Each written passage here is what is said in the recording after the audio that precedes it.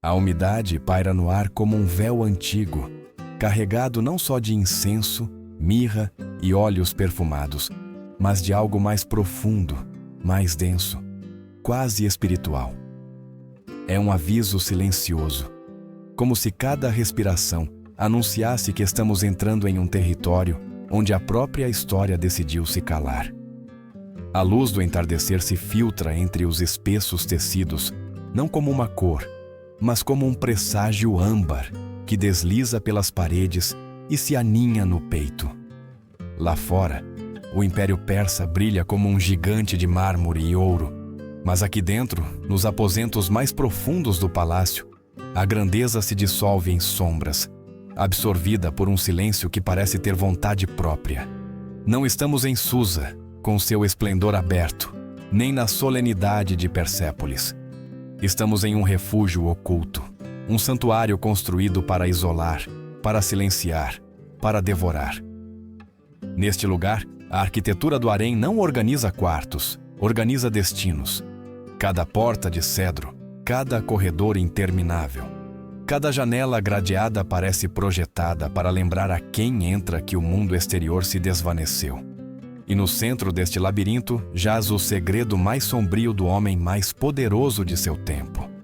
Um segredo que a maioria jamais verá. Um segredo que nem os cronistas ousaram escrever. Antes de compreender a tragédia, precisamos compreender seu protagonista, Xerxes, o rei dos reis, herdeiro de uma dinastia que caminhava com a confiança de quem acredita carregar a vontade dos deuses. Comandante de milhões de almas da Índia à Grécia. Sua assinatura podia deslocar fronteiras, apagar cidades do mapa ou perdoar nações inteiras. Sua figura dominava o mundo como uma montanha. E, no entanto, mesmo as montanhas escondem fendas que não deixam a luz passar. O contraste é cruel. Enquanto o império alcançava o ápice de seu poderio militar e arquitetônico, o coração do imperador começava a afundar em um silêncio que ninguém ousava quebrar. O poder absoluto, esse tesouro que todo governante deseja, possui um rosto oculto, a tentação de se crer acima de toda a lei humana e divina. No início, seduz, depois, deforma. Finalmente, devora. Quando um homem chega a se convencer de que está acima de tudo, o que se segue não é grandeza, mas um precipício. Por isso, esta história não é apenas uma viagem ao passado. É um estudo do que acontece quando a autoridade perde o espelho que lhe devolve a verdade, quando ninguém pode questionar o Senhor, quando o silêncio se torna a língua oficial do palácio. Cada olhar para baixo, cada suspiro contido, cada palavra que morre antes de nascer, faz parte deste relato. E por trás do brilho do império se esconde um segredo capaz de abalar até quem pensa ter visto tudo. Um segredo nascido não de batalhas, mas destas paredes, deste santuário onde o poder deixou de ser um dom e se tornou uma sombra que tudo absorve. O harém não era simplesmente um conjunto de aposentos reservados para o prazer do rei. Era, na verdade, um segundo império oculto dentro do primeiro. Uma estrutura autônoma com suas próprias normas, hierarquias e rituais, projetada para operar sem intervenção do mundo exterior. Para a maioria dos persas, este lugar não passava de uma lenda envolta em rumores, mas para quem vivia lá dentro, era um universo fechado, onde até a luz do sol parecia se deformar antes de entrar, como se precisasse pedir permissão para cruzar o limiar. Os corredores se estendiam como serpentes silenciosas, entrelaçando-se até se perder em cantos anônimos. As portas de cedro, grossas e pesadas, absorviam vozes, passos, sentimentos. Os jardins internos, supostamente criados para trazer serenidade, pareciam fragmentos minúsculos de liberdade, presos entre muros que vigiavam sem piscar. Nada naquele lugar havia sido construído para ser belo. Havia sido construído para ser hermético. Dentro dessas paredes viviam centenas de mulheres, princesas capturadas de reinos vencidos e enviadas como garantia de paz, filhas de nobres persas oferecidas para garantir a lealdade familiar. dançarinas, músicas e jovens de cada canto do vasto império. Diferentes na origem, idênticas no destino. Todas eram peças vivas de um quebra-cabeça político que sustentava a coroa.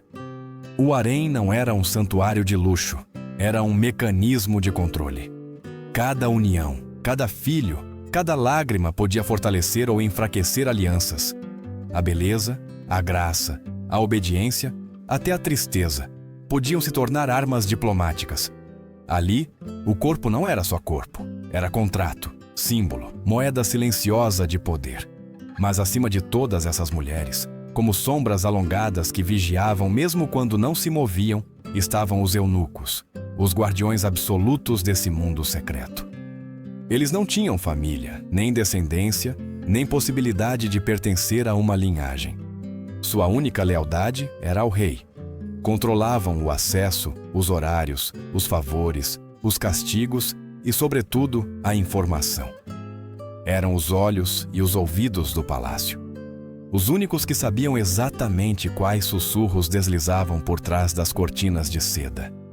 Sua presença era tão constante quanto o aroma do incenso.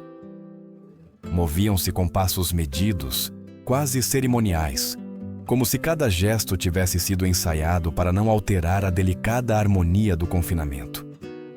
Nada escapava a eles. A chegada de uma nova jovem, o estado de cada aposento, a menor dissonância na rotina, até o tom emocional de uma conversa sussurrada. E, no entanto, por trás de sua eficiência se escondia algo mais profundo. Para um eunuco, a obediência não era uma obrigação. Era identidade. Tendo sido privados de qualquer futuro próprio, seu valor residia inteiramente em sua capacidade de servir, de guardar segredos, de apagar sua própria presença por trás da maquinaria do poder. Quanto mais silenciosos eram, mais imprescindíveis se tornavam. Quanto mais segredos carregavam, mais pesada sua sombra se tornava na estrutura do harém. Eram protetores, mas não das mulheres, e sim do sistema que as continha. Hoje, o perturbador é reconhecer figuras equivalentes em nossa própria época. Assessores que ninguém conhece, mas que decidem quem tem acesso ao líder. Chefes de gabinete que filtram informações para moldar a realidade. Administradores invisíveis que fazem uma organização funcionar sem jamais aparecer em público. Pessoas sem rosto para o mundo, mas sem as quais nenhuma peça se moveria. A maquinaria muda, mas o princípio permanece. O verdadeiro controle quase sempre reside em quem não pode ser visto. Entre os jardins internos e os corredores sem saída, começou a crescer uma geração que jamais havia visto o mundo exterior. Meninas nascidas em silêncio, respirando um ar que já estava carregado de expectativas, restrições e medos. Eram as filhas de Xerxes, não princesas dos contos, mas figuras presas entre duas realidades. Possuíam sangue real, mas não destino. Eram valiosas, mas não valorizadas. Existiam, mas não pertenciam a lugar algum. Desde seu primeiro choro, suas histórias já estavam escritas por mãos alheias. Ao contrário das filhas legítimas das rainhas principais, preparadas desde pequenas para casamentos estratégicos ou alianças diplomáticas, essas meninas cresciam dentro dos mesmos muros que aprisionavam suas mães. Suas primeiras lembranças não eram de cerimônias nem de paisagens abertas, mas do som abafado de passos cautelosos, de carícias interrompidas quando um eunuco aparecia, de sussurros que se cortavam de repente sem explicação. Aprendiam, mesmo antes de compreender a linguagem, que levantar o olhar no momento errado podia ser interpretado como desafio. As regras não eram ditas, eram respiradas. Sua educação não se destinava a torná-las líderes, nem diplomatas, nem mesmo esposas de valor político.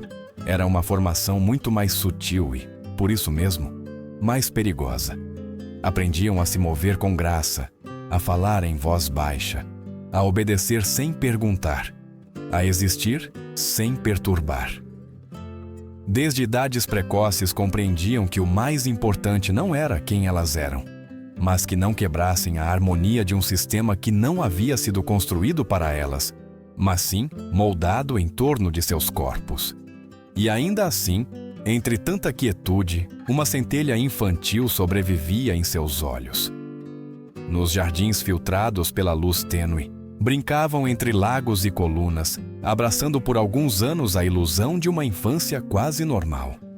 Suas risadas, embora abafadas, ressoavam como um eco fraco de uma liberdade que nenhuma havia conhecido realmente. Mas aquele alívio era efêmero. Ao crescerem, começavam a notar as regras invisíveis, a quais portas não deviam se aproximar, quais corredores nunca deviam cruzar sozinhas, porque o nome do rei fazia as mulheres baixarem o olhar em um ato automático, quase instintivo. Lentamente, a centelha se transformava em uma sombra. A psicologia dessas meninas era moldada em um ambiente onde a obediência era tão natural quanto respirar. O que para qualquer outra pessoa seria um limite insuportável. Não poder escolher, não poder perguntar, não poder sonhar, para elas era simplesmente a estrutura do universo. Viviam em uma espécie de realidade programada, onde a identidade era despojada camada por camada até ficar reduzida a uma função dentro da engrenagem imperial. Nem sequer haviam chegado à adolescência quando já eram simbolicamente propriedade do império, extensões da vontade de Xerxes.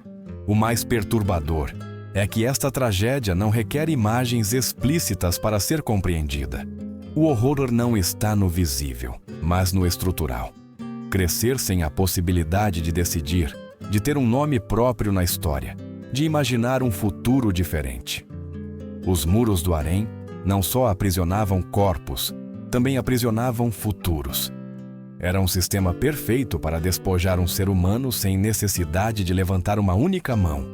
E o inquietante é que essa lógica não pertence unicamente ao mundo antigo. Ainda hoje, em muitas regiões do planeta, meninas e jovens nascem em ambientes que as moldam desde o primeiro dia para servir, obedecer, desaparecer. Casamentos arranjados, comunidades fechadas, seitas religiosas, sociedades onde seu valor é medido por sua utilidade e não por sua humanidade. O que as filhas de Xerxes viveram não foi uma anomalia. Foi um padrão que a humanidade repete com outros nomes e outras formas. A verdadeira fratura desta história não nasceu dentro do harém, mas longe dele, nas águas turbulentas da Grécia. Após a derrota em Salamina, uma ferida que nenhum cronista persa quis descrever em detalhes, mas que os gregos relataram com uma mistura de zombaria e espanto. Algo profundo se quebrou no interior de Xerxes. Para um homem criado desde a infância na ideia de que era o escolhido de Ahura Mazda, de que sua linhagem beirava o divino e de que sua vontade era lei, enfrentar a possibilidade do fracasso foi um terremoto espiritual. Não se tratou unicamente de uma perda militar. Foi uma rachadura na estrutura psicológica que o havia sustentado toda a sua vida. O Xerxes que retornou a Persépolis já não era o mesmo que havia partido para o Ocidente com a maior frota que o mundo antigo havia visto. Retornou mais silencioso, mais desconfiado, mais obcecado em controlar aquilo que ainda podia dominar. A derrota externa o empurrou para um território interior onde a vitória ainda parecia garantida, o espaço hermético do harém. Ali, longe dos generais, dos conselheiros, dos nobres que em particular começavam a questionar seu julgamento, ele buscou reconstruir a sensação de autoridade absoluta que a guerra lhe havia roubado.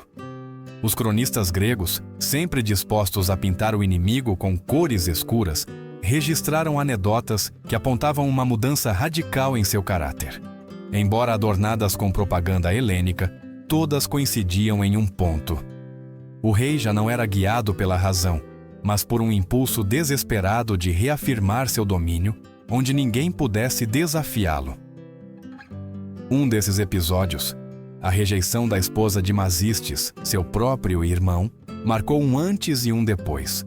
Para um governante que havia passado a vida vendo os seus desejos se cumprirem antes mesmo de serem pronunciados, ouvir um não foi um golpe intolerável.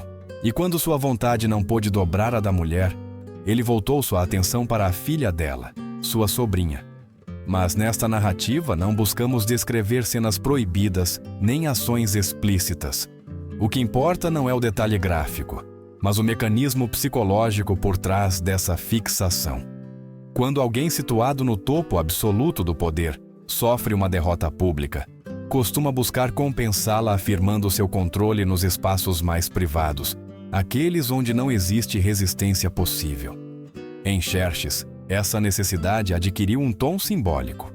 Depois de se ver vulnerável diante dos gregos, ele precisava demonstrar que ainda havia um domínio onde sua autoridade era indiscutível. O perturbador é entender como esse impulso pode empurrar uma figura poderosa para limites que nenhuma sociedade, por cruel ou pragmática que seja, ousa cruzar.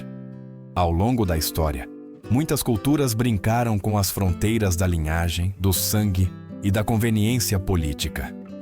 Faraós que se uniam às suas irmãs para preservar a pureza dinástica. Famílias aristocráticas que abençoavam casamentos internos para proteger sua influência. Elites da Grécia e Roma que mostravam uma flexibilidade moral notável quando se tratava de alianças.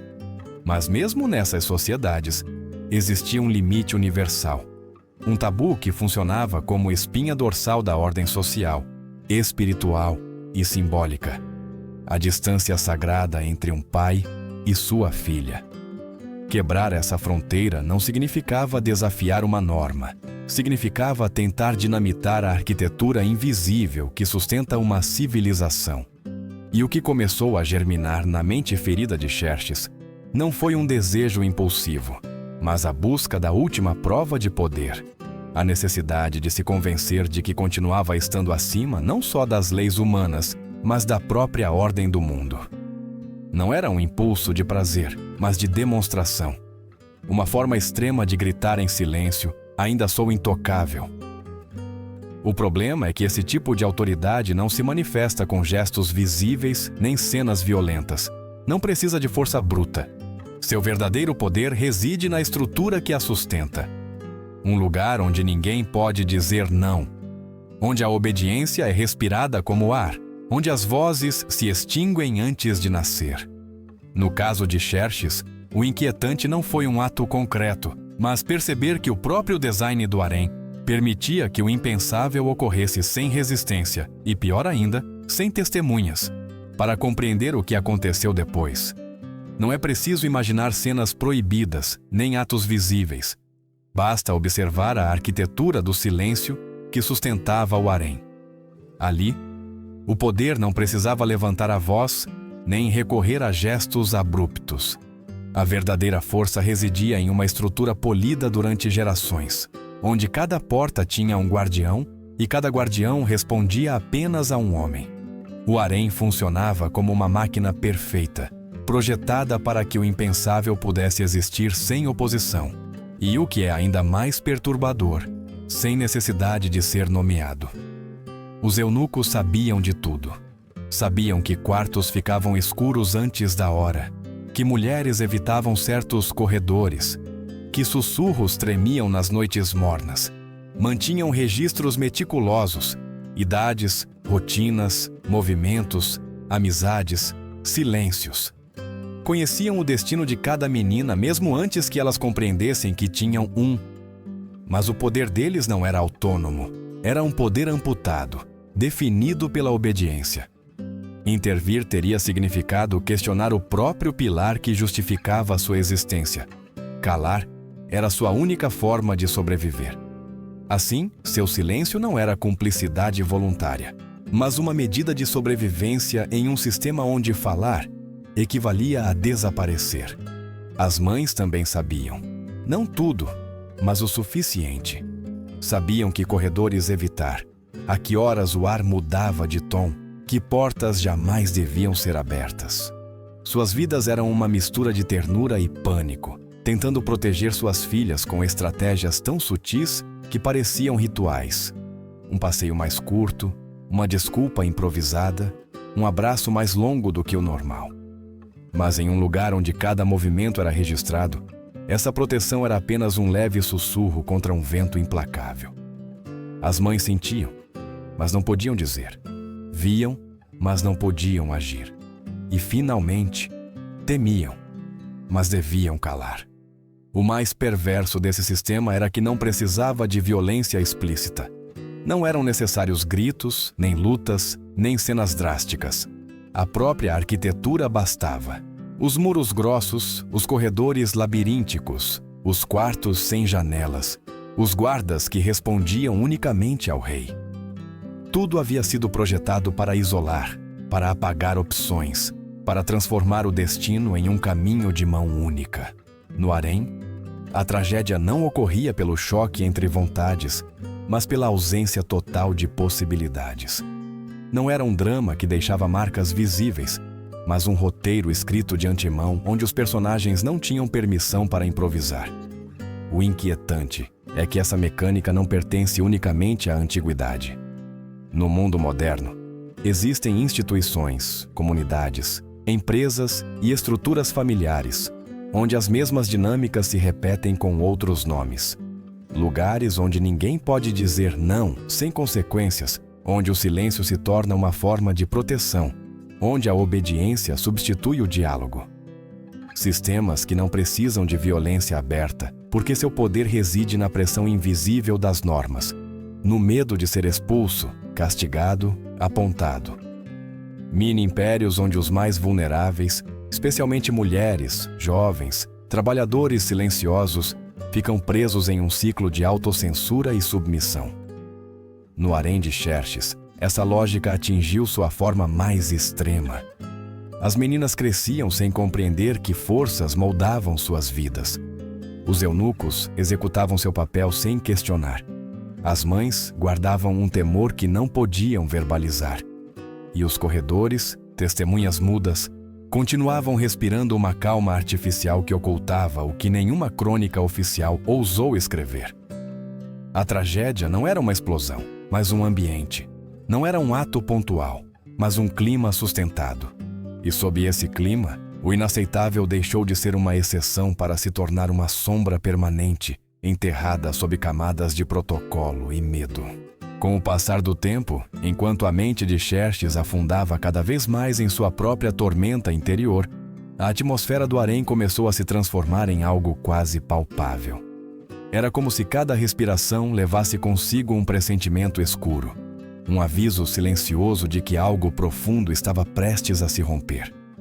As mulheres o percebiam na maneira como os eunucos caminhavam, já não com a segurança cerimoniosa de antes, mas com uma cautela inquieta, cuidando para que nem mesmo o eco de seus passos parecesse fora do lugar.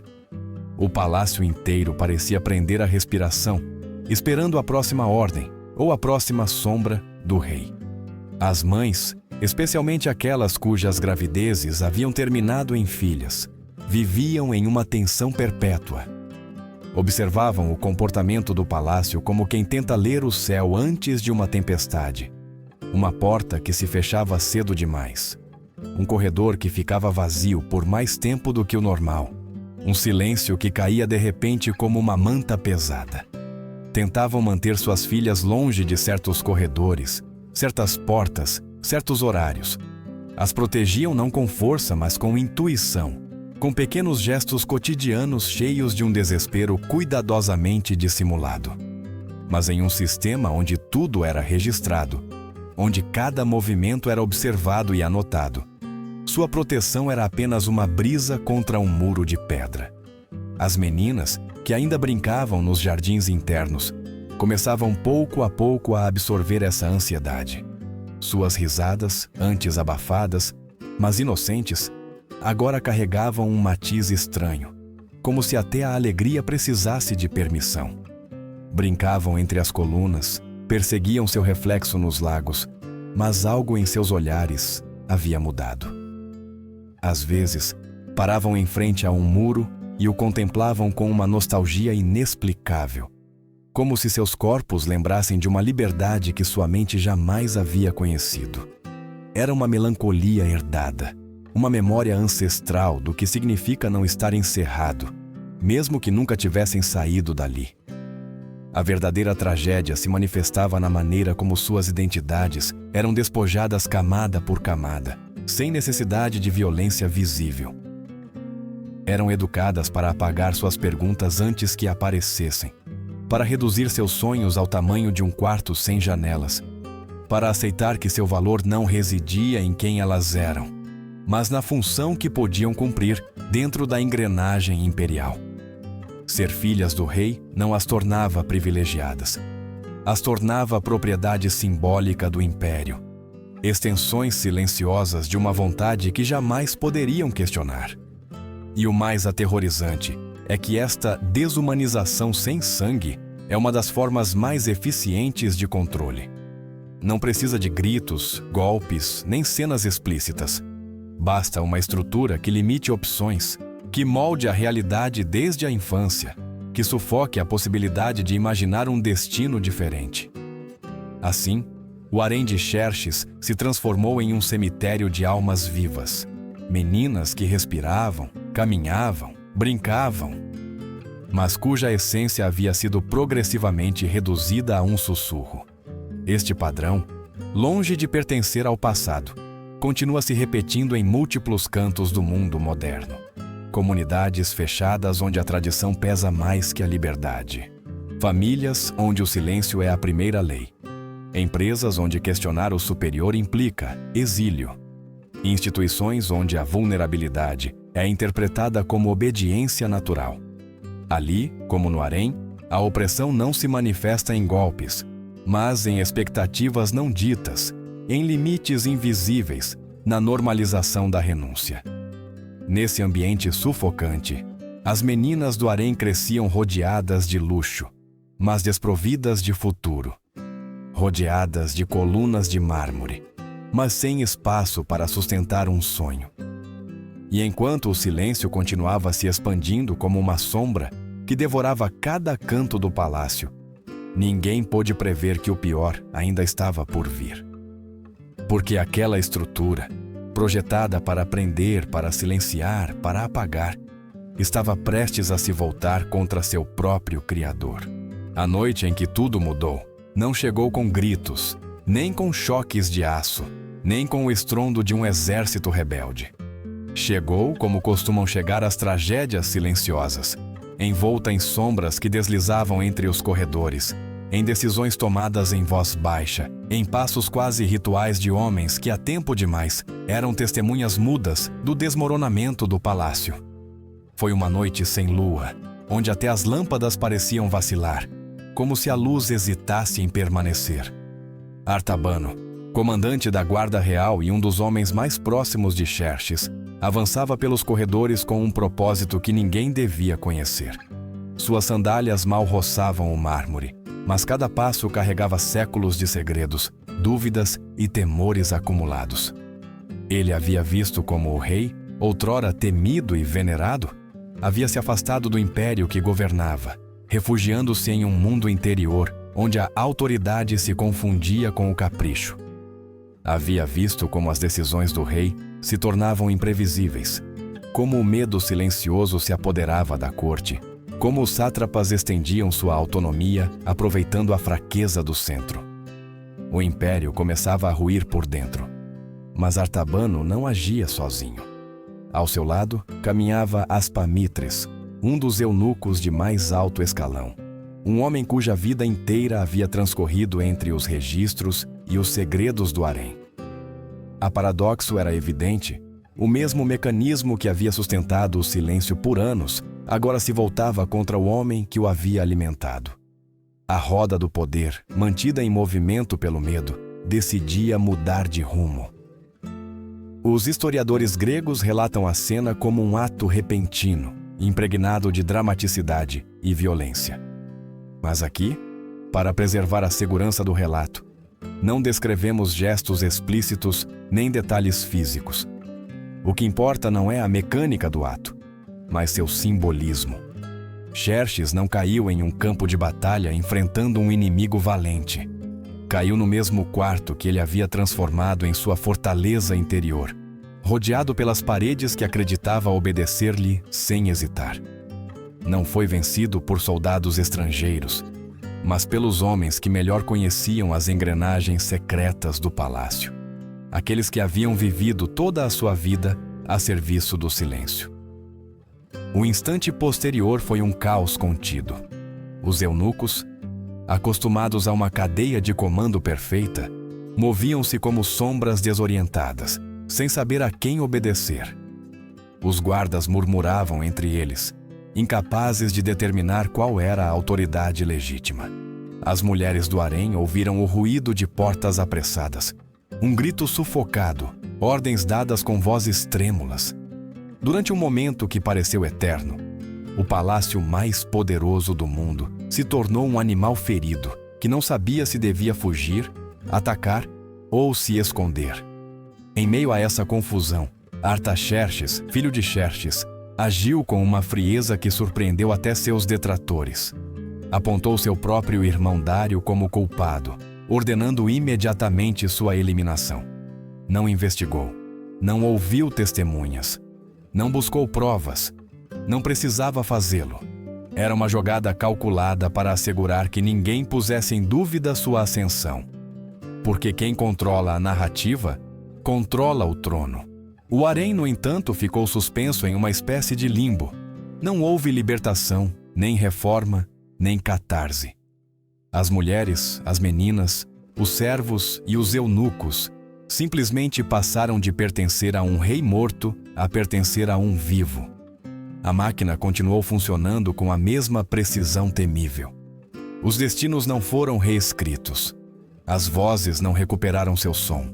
Para quem vivia nesse universo fechado, a queda de Xerxes não foi um fim. Foi simplesmente uma continuação com outro nome. O mais trágico dos sistemas construídos sobre o silêncio é que a morte de seu criador não os destrói. Mutam, se adaptam, se redistribuem entre novos donos. Enquanto a estrutura permanecer intacta, os seres presos dentro dela continuarão sendo invisíveis. Após a morte de Xerxes, o Império Persa continuou avançando como um gigante ferido que tenta manter o equilíbrio entre a grandeza do passado e a fragilidade que começava a despontar. As crônicas oficiais falaram de sucessões, guerras, tratados e construções. Falaram de Artaxerxes, dos sátrapas, das campanhas militares, da monumentalidade de Persépolis, da interminável chegada de tributos dos confins do império.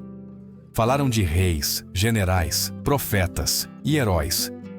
Mas também guardaram silêncios ensurdecedores, lacunas tão eloquentes que gritavam mais alto que qualquer proclamação. As lacunas onde deveriam ter estado os nomes daquelas meninas invisíveis do harém. Porque a magnificência persa, as colunas gigantescas, os frisos esculpidos com precisão divina, os templos banhados a ouro, começou a ser vista por alguns viajantes como um rosto perfeito demais. Uma máscara cujo brilho era quase ofensivo. Por trás dessa beleza, havia uma rachadura moral que crescia em silêncio. Persépolis, Susa, Babilônia, todas aquelas cidades que pareciam eternas escondiam em seu interior a lenta podridão de um sistema sustentado pela obediência forçada e pela invisibilidade dos mais vulneráveis. A queda do império não começou com um inimigo externo. Começou com a lógica interna de um poder que sacrificava a humanidade de muitos para sustentar a suposta divindade de um só. O legado mais inquietante de Xerxes não foram os palácios que mandou construir, nem as campanhas que dirigiu, nem os continentes sobre os quais estendeu seu domínio. Seu verdadeiro legado foi demonstrar como a concentração absoluta de poder pode deformar a própria alma de uma sociedade. Ao converter a obediência em moeda, o silêncio em lei e os corpos em propriedade simbólica, ele criou uma sombra que não desapareceu com sua morte. Uma sombra que continuou se projetando sobre as vidas daqueles que permaneceram presos no harém, sobre as decisões políticas que vieram depois, sobre a cultura que se acostumou a não olhar para certos cantos do palácio. Porque, embora o trono mudasse de dono, a estrutura não foi desmantelada. Os muros continuaram de pé. Os rituais continuaram se repetindo. Os eunucos continuaram registrando movimentos, vigiando respirações, administrando um universo que não lhes pertencia, mas do qual eram parte vital. As mulheres e meninas do harém, que nunca haviam tido voz, não a recuperaram com a morte do rei. Simplesmente passaram para a próxima página de um livro que outros escreviam por elas. E enquanto o império tentava mostrar ao mundo sua fachada de estabilidade, a ferida interna continuava a latejar. Era uma ferida que nenhum arquiteto podia cobrir, que nenhum altar podia purificar, que nenhum decreto podia ocultar. Era a ferida de um sistema que havia normalizado o desaparecimento interior de seres humanos inteiros. Nas margens dos registros, nos silêncios dos escribas, nas ausências que nenhum poeta quis ou pôde cantar, as filhas do harém ficaram relegadas às sombras. Não sabemos quantas foram, não sabemos como viveram, não sabemos se alguma sonhou em escapar ou se seus sonhos se extinguiram antes de se formarem. A história oficial decidiu que suas vidas não eram relevantes, salvo quando serviam para glorificar a imagem do soberano. E ainda assim, essas sombras sobrevivem. Não em versos, nem em nomes, nem em monumentos, mas na sensação inqualificável de que sob cada estrutura grandiosa pode se ocultar um silêncio imposto.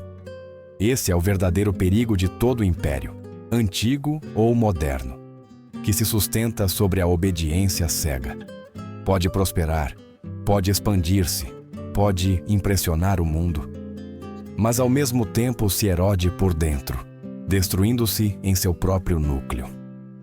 Assim, enquanto o exterior do Império Persa continuava brilhando, a realidade oculta dentro de seus muros se tornava um lembrete silencioso de que nenhum poder é eterno quando é construído sobre vidas apagadas. Com o passar dos séculos, a história de Xerxes se tornou mais um capítulo dentro dos anais do mundo antigo. Mas a verdadeira essência de seu legado não ficou enterrada com ele. Sua história deixou um alerta que atravessa fronteiras e épocas. Cada vez que um lugar carece de transparência, cada vez que ninguém ousa questionar quem está no topo, cada vez que as regras não escritas pesam mais que as leis visíveis, um novo harém está sendo construído.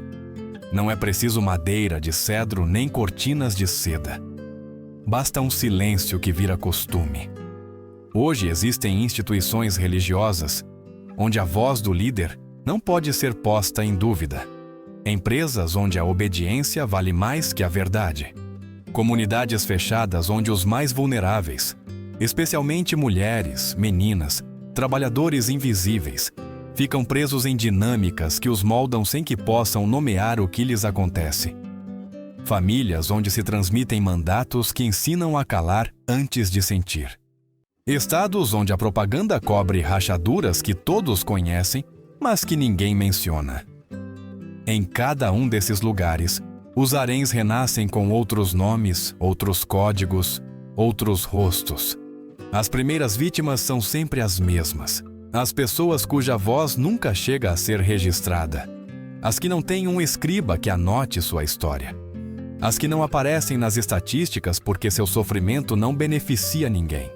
As mulheres que sustentam lares inteiros sem reconhecimento. Os jovens que crescem sob normas invisíveis que decidem o que podem sonhar. Os trabalhadores cujo silêncio mantém intacta a fachada de sucesso. Os membros de comunidades isoladas que vivem sob mandatos que não escolheram.